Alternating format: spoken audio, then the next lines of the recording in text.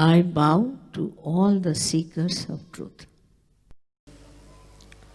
First, a guru has to be without desires.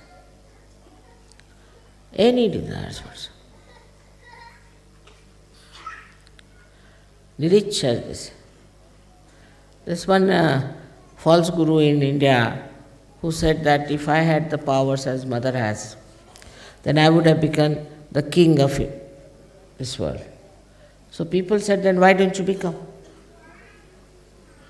Why doesn't mother become like that? Why doesn't she become the king? So they said, because she is niricha, means she has no desires. A person who has no desires will not become anything. So I said, go and tell him, if you have desires, you cannot have powers also. It's only because you have no desires, that's why all these powers are. So any desire that comes into your mind, you should say, forget it. Just forget it. When the desire is overpowering, you just divert your attention.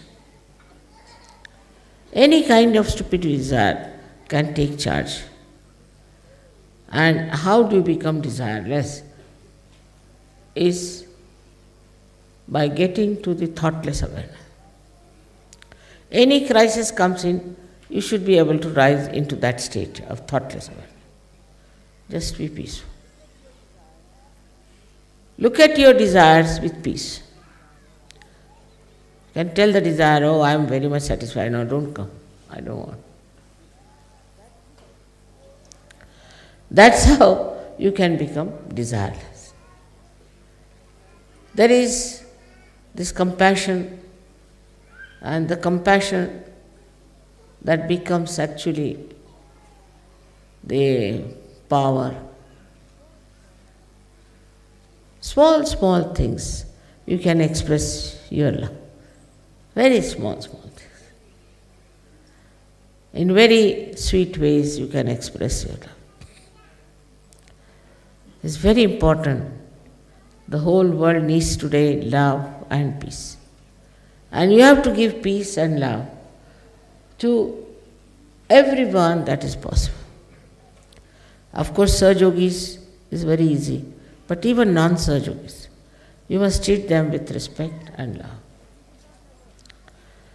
But you should not have a desire that you should get back anything from them. It's all right, whatever done is forgotten. You have known so many Sahajogis who came to Sahajoga, have gained so much and have betrayed us. Doesn't matter. Not important. Because they are going to be losers, not we. So, there's nothing to bother about these things. Then another thing is, try to see that your mind doesn't react. Some people have a habit, or I think most of them have, to react. You tell them something, they'll put their own one tail with it, something. Never will they accept if somebody says something. If you are reacting, what will go into your heads? What will go into your heart? What will go into your attention? So the reaction itself is a sign of not proper development within yourself. This attention which is trying to go into all the areas of your mind and your body and everywhere is not there. It cannot enter, because as soon as it tries to enter, you shut it by reacting. You cannot see anything just for seeing sake. You must react. You say, this is not good, that's not good. If I say it's 5 o'clock, you'll say, no, it is 5 past 2 minutes, 3 seconds. This comes with terrible condition, which has to go away, not to react. Why should you react? Then the argument starts, then fight starts, then wars come. If you tell your mind, nothing doing, you are a myth, and I am not going to react to anything, 99.9% problems will be solved.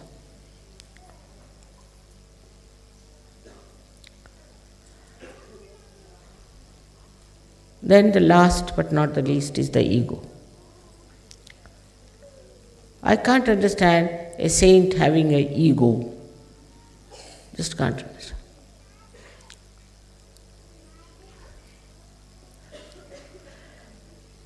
It's so stupid to have ego.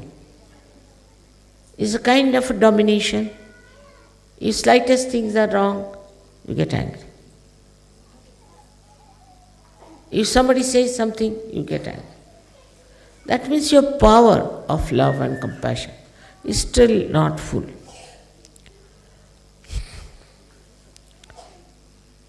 You can, of course, correct people when they have to be corrected. But for that, you should have this power within yourself. The person should know that you are correcting that person because you love that person.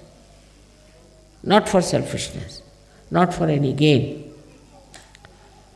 But this ego is a very big problem, and that comes up by, I should say, not only ignorance, but stupid ideas about yourself.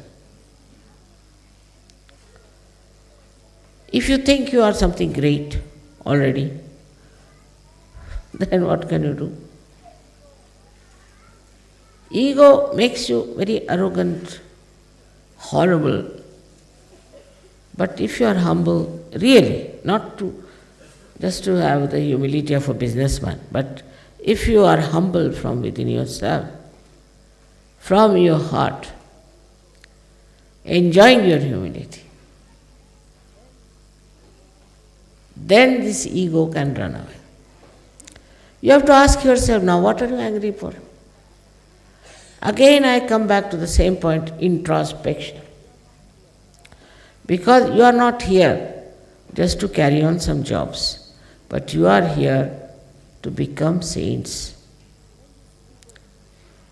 Then this ego should be made into a great instrument of love and joy. You can. It's not difficult. This one is what is ego is reactions to things. You can react to things in a sweet way, or you can react to things in a deadly way.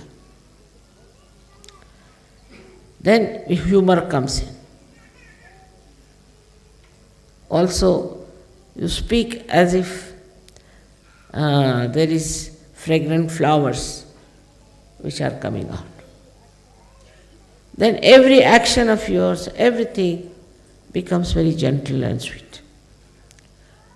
Have this ego. That will be gentle, will be kind, will be sweet, will be forgiving, will be loving. Let's have this ego. Start with this kind of a ego the other way round. You will be surprised how you can really conquer the whole world. May God bless you.